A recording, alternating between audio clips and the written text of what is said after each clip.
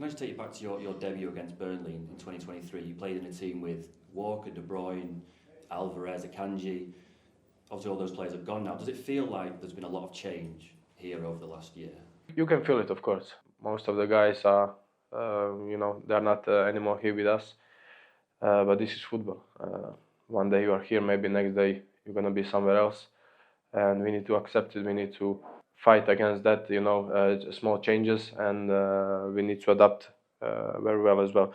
So I believe it's normal, and everyone in our team is fully professional, and everyone takes their roles, their job really professional, and so.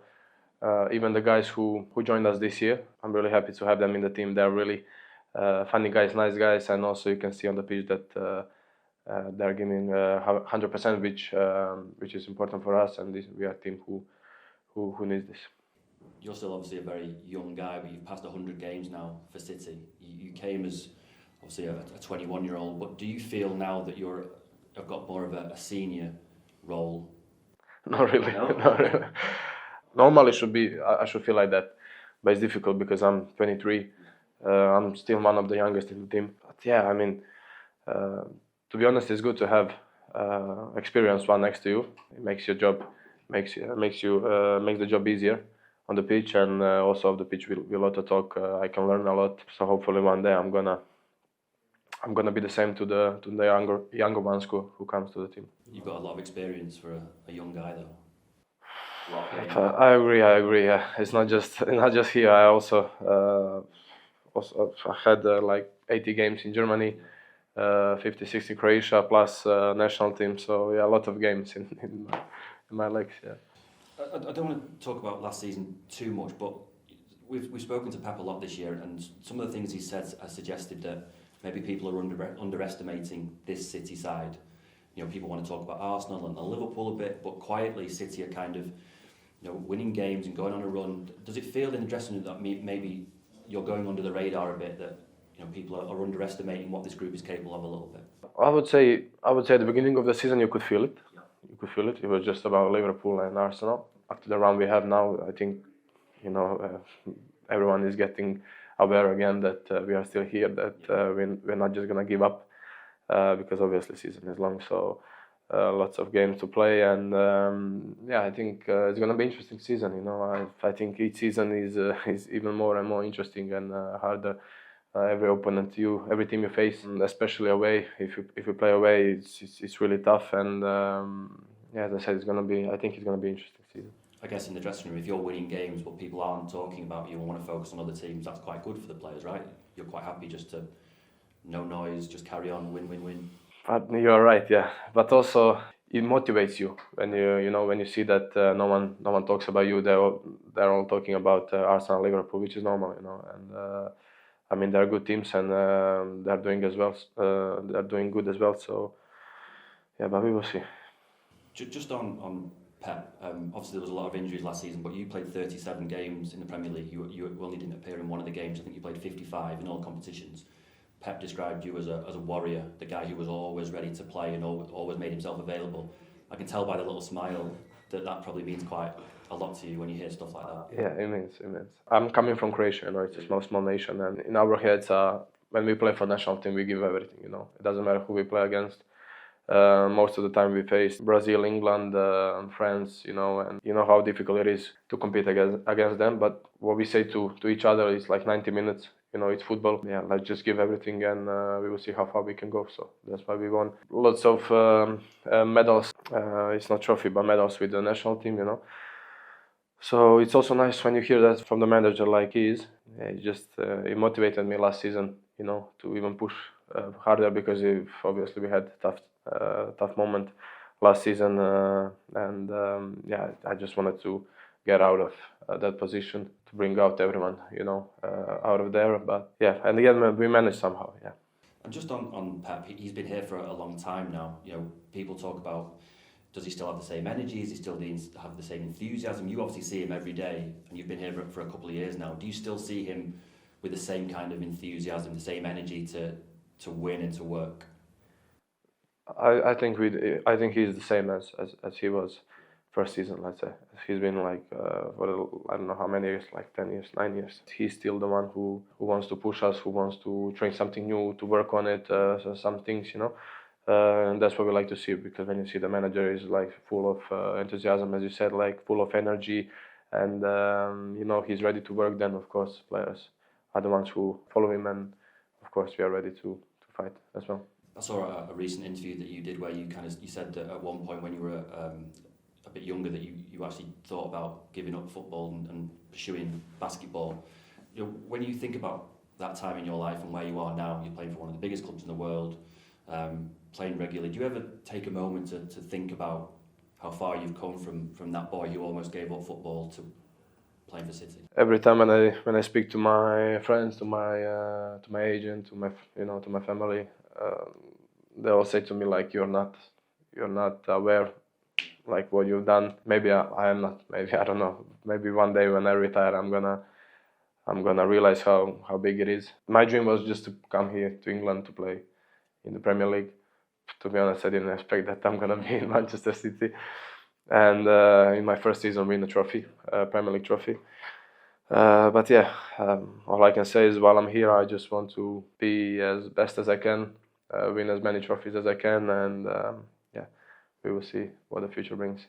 You see on the pitch, you seem like you're always very calm. You're never too up, never too down. Are you the same off the pitch? Are you quite a calm character? When I was younger, I used to be more. They used to say I have ADHD, you know. But I think I've changed a lot. I'm more calmer now than before, and because I live here alone, you know, I like to be at home to spend times, I don't know, with Kova, with Mateusz, watch movies. So I think I'm more calmer than I've been before. But which is normal, you know, when you're younger, you're full of energy, and maybe that's the reason why I made like that's why I'm here, you know. Because when I was younger, I was full of energy. I think I could play like 2 games in a row, you know, without any break. So yeah. Still enjoying crosswords? You still doing that? To be honest, I stopped. Yeah, I mean, I still do it with the national team.